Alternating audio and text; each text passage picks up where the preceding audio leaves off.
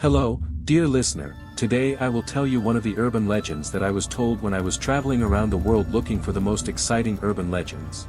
In the deep forests of North America, where ancient trees whisper with the wind and morning fog hangs over the earth like a ghostly blanket, lives the ancient legend of Windigo, a creature shrouded in fear and mystery.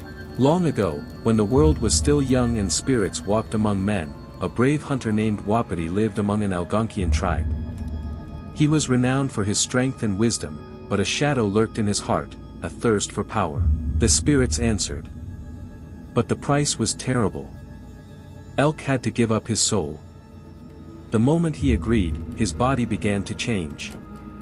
His skin became pale as moonlight, his eyes black as bottomless lakes, and his teeth sharpened like the fangs of a predator. Thus was born Windyge, the cannibal spirit, eternally hungry and merciless. At first, Windyge hunted only animals, but soon his hunger became insatiable. He began stalking human settlements, luring his victims with a whistle resembling the voice of a loved one. Those who heard this sound never returned. The Wapiti tribe learned of the curse. The elders performed a ritual to exorcise the spirit, but Windyge was too powerful. He vanished into the thicket, leaving behind only the footprints of his enormous feet and the chilling whisper of the wind. Centuries later, in the present day, a group of researchers set out into those very forests to study the ancient legends. Among them was Emily, a young ethnographer who believed that myths were merely echoes of a forgotten history. On their first night at the camp, they heard a strange sound, as if someone was whistling a tune that each of them remembered from childhood. Emily, mesmerized, followed the sound. In the fog, she saw a figure, tall, thin, with eyes burning like coals. Wapiti. She whispered, recognizing the features of an ancient hunter in the creature.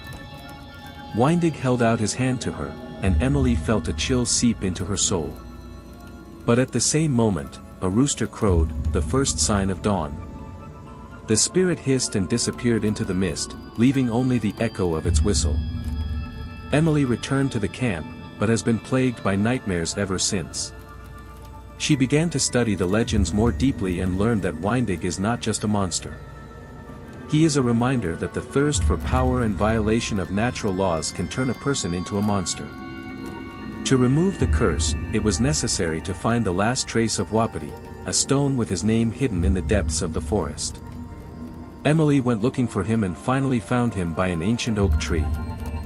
Emily stood in front of a gigantic oak tree, its roots digging into the ground like the fingers of a madman. At the foot, half hidden by a long-term layer of moss and dead needles, lay a gray boulder. As soon as she touched its surface, her fingers burned with icy cold. After cleaning the stone, she saw a crudely carved symbol, a name that had not been spoken for centuries. Wapiti. At that moment, the forest around them froze. The birds fell silent, and the fog began to thicken rapidly, taking on the outlines of a tall, bony figure. Windyge was here. He didn't attack, he waited, his coals of eyes burning not so much with rage as with endless, exhausting longing. Emily realized that the monster didn't just want blood. He was trapped in the prison of his own hunger and was looking for someone who would recognize him as a human being before the darkness finally swallowed up his name. "I know who you are," Emily said firmly, pressing her palm against the stone. "Your debt has been paid through centuries of suffering. Wapiti, hunter of your people, you are free." She took out a handful of ritual tobacco from her travel bag, a gift the old guide had told her about, and scattered it over the stone. Windyge made a sound in which the whistling of the wind mixed with a human sob. His clawed hand reached for the stone, but as soon as it touched it, it began to crumble into ashes. A whitish glow burst from the monster's chest, illuminating the gloomy forest. For a moment, Emily thought she saw not a monster in front of her, but a tired warrior in reindeer skins, who nodded goodbye to her. With the first ray of sunlight breaking through the canopy, the figure disappeared. The fog had melted, turning into the usual morning dew.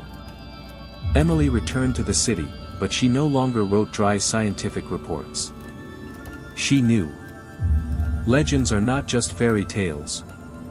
These are warnings. She left the wapiti stone in the forest, but made sure that this place became a protected area, protected from logging and development.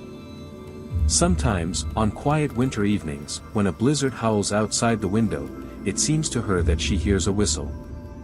But now it is not the call of a hungry spirit, but just the whisper of the wind walking in the branches of an ancient oak tree, where the last hunter of the tribe has finally found peace. Dear listener, if you enjoyed the urban legend, stay with me so you don't miss out on more new stories.